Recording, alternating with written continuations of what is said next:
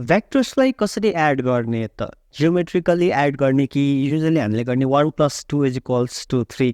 Algebraic Edison हुन्छ नि त्यसरी काम गर्छ कि अथवा कसरी गर्ने भन्ने विषयमा चाहिँ आजको हाम्रो लेसन केन्द्रित हुनेछ। Hello everyone, welcome. आजको लेसनमा चाहिँ हामी भेक्टर्स ल अफ एडिसनतिर जानेछौँ र प्राइमेरीली आज चाहिँ हामी ट्रायङ्गल ल अफ भेक्टर एडिसनमा चाहिँ फोकस गर्नेछौँ। So let's begin today's class.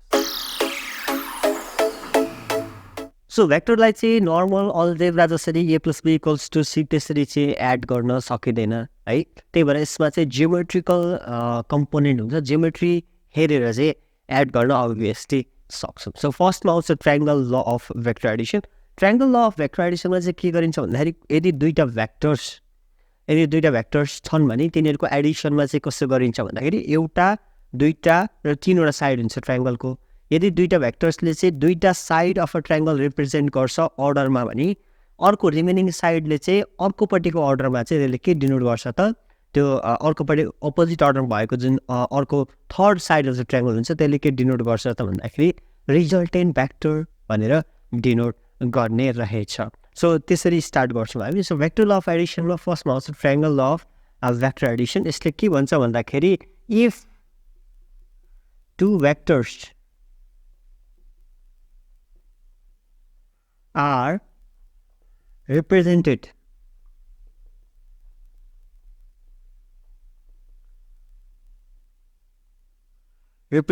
by two sides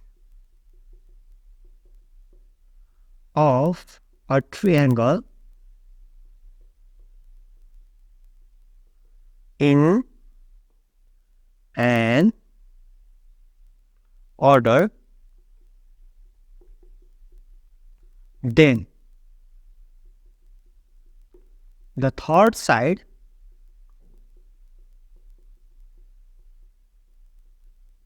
in opposite order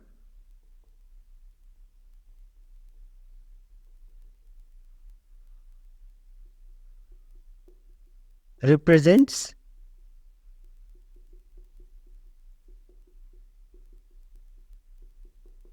the resultant vector.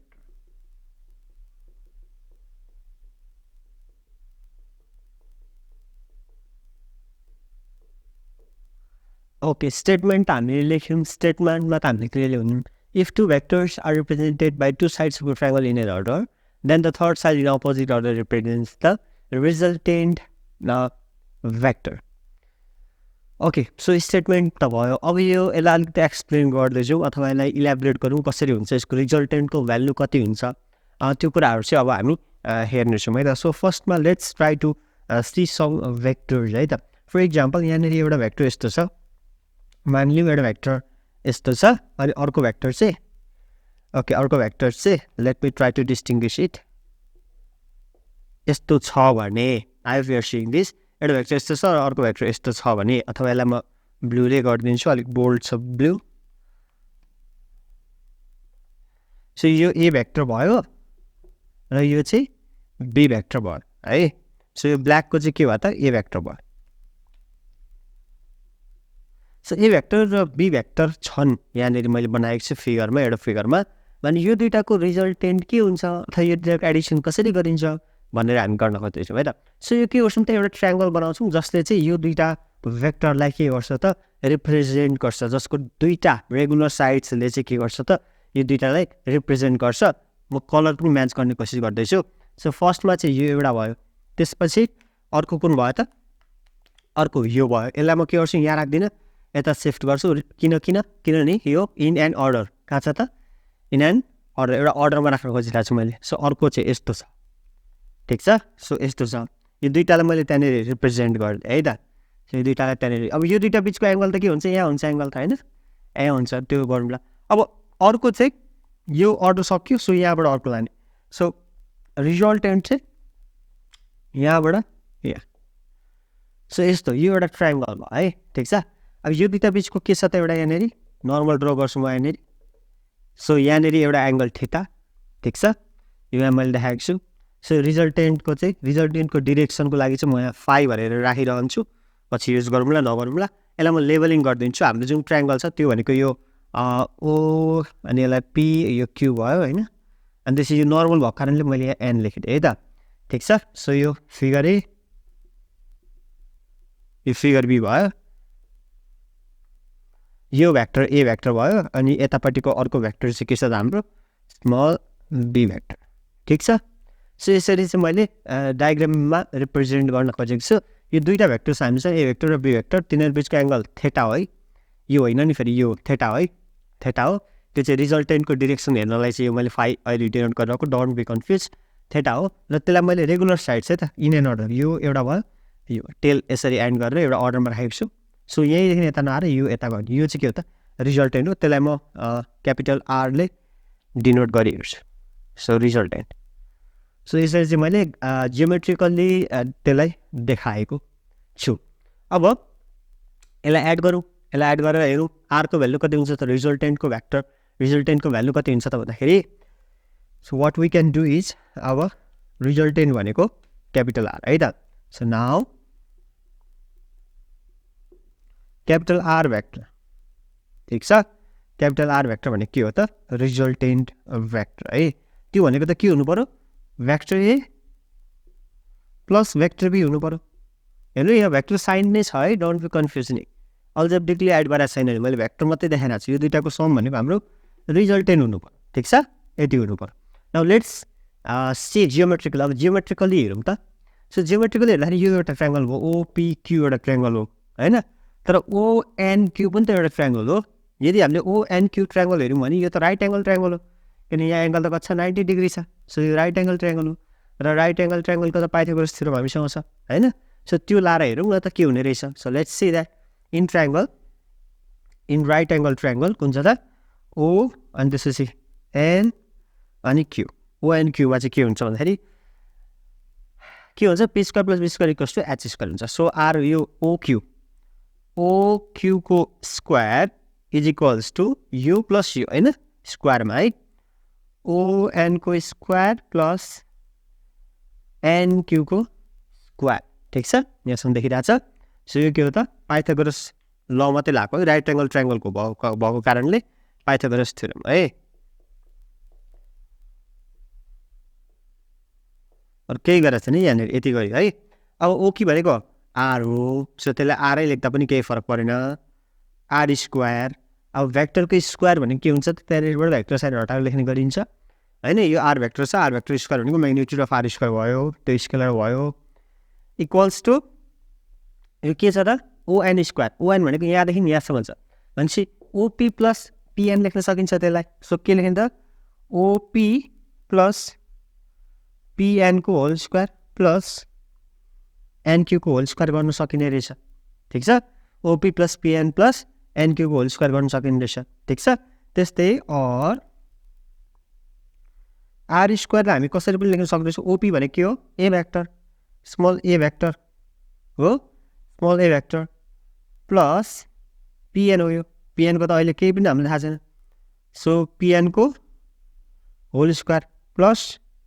एनक्यूको whole square यति लेख्न सक्ने रहेछौँ सो आई होप यति देखिएन जस्तो छ आई थिङ्क यतिसम्म देखिन्छ होला सो यतापट्टि गर्छौँ म सो यसरी चाहिँ हामीले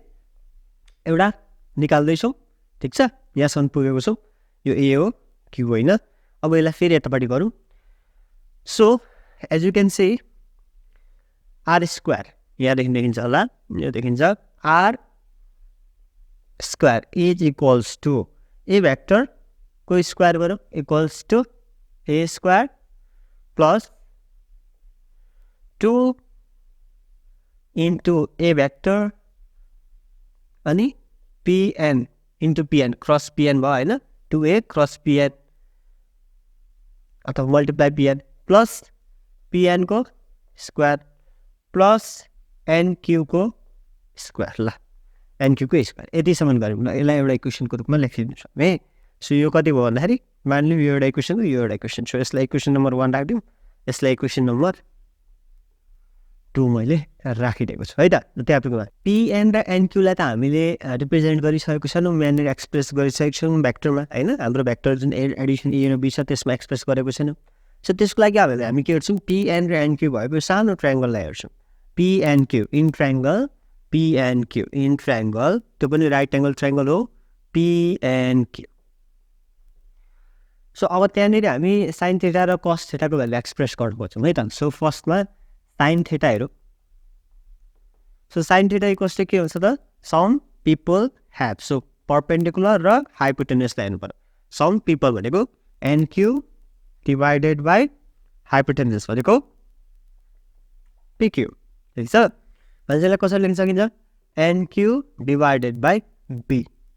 अब यो भेक्टर हुँदैन किनभने हामी यो ट्रायङ्गलमा हामी हेरिरहेको छौँ है त सो म्याग्निट्युड मात्रै हेर्दैछौँ सो अर यो बी भने कति हुँदैछ त ओके एनक्यू भने कति हुन्छ त अब NQ equals to B sine theta यसलाई ए मानिदिउँ अहिलेलाई त्यस्तै उता कस थीटा हेरौँ cos theta equals to curly brown here so base र hypotenuse base divided by hypotenuse so भनेपछि पिएन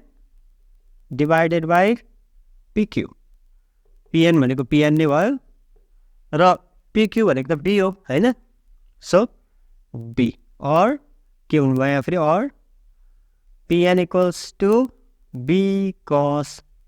थीटा यसलाई इक्वेसन बी मानि यति मान्न सकिन्छ ठिक छ अब यसलाई हामी लगेर हाम्रो इक्वेसन नम्बर 2 हालौँ using in equation 2 using in 2 number इक्वेसनमा के आयो अब R square is equals to A square plus 2a PN भनेको कति भयो त पिएन भनेको यहाँ छ बी कस थीटा त्यस्तै प्लस पिएन भनेको फेरि के आयो त P square cos square theta ठिक छ 2a plus B square 2ab plus B square गर्दाखेरि त्यो भ्याक्टर रहँदैन ओके त्यस्तै एनक्यू भनेको B square sine square theta ठिक छ अब R square equals to A square plus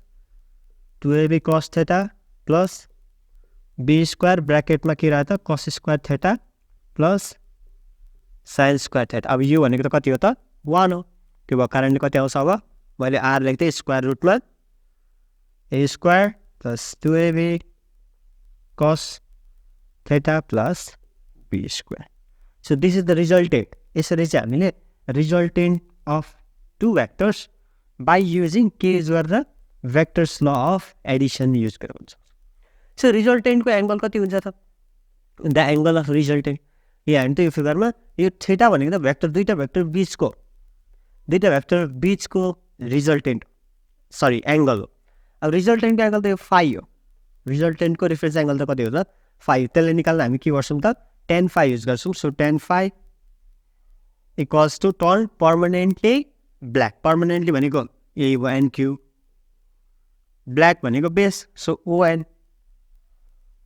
यो भनेको कति हुन्छ एनक्यू त एनक्यू नै रह्यो होइन एनक्यू हाम्रो के छ यहाँनिर छ B sine theta divided by OP भनेको के हो त ए र पिएन भनेको ए प्लस बी पिएन गएको छ पिएन भनेको बी कस थीटा सो यसको डिरेक्सन कति दिने रहेछ त भनेपछि pi is equals to tan inverse कति हुन्छ B sine theta divided by A plus B cos theta हुने राखिन्छ ठिक छ सो यसरी चाहिँ हामीले magnitude of the resultant vector र direction of the resultant vector देखिया त होला ओके सो यसरी चाहिँ हामीले triangle law of vector addition use गरेर magnitude of the resultant vector R र direction of resultant vector R निकाल्न सक्ने रहेछौँ So what do you think about this lesson? Go down below, put your comment, like, share, subscribe and hit that bell icon and see you in next video. Goodbye.